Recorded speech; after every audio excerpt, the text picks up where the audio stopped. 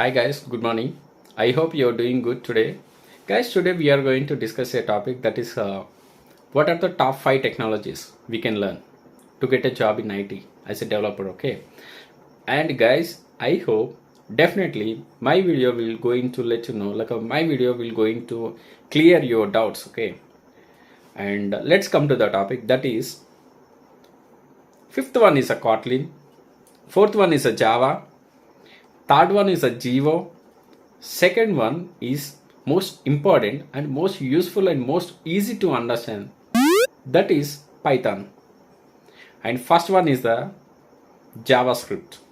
And recently Microsoft has released one technology, that is a TypeScript. Okay, this language is a superset of JavaScript. Okay, we can write the code in Unix, Linux operating system as well as Windows and iOS.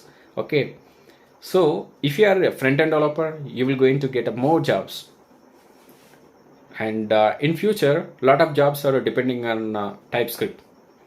I hope you guys this video is useful for you, and please support the channel. Please like and share and subscribe the channel as well. You will going to get more videos. Thank you, and don't forget to click on bell icon. Okay, thank you guys, have a nice day.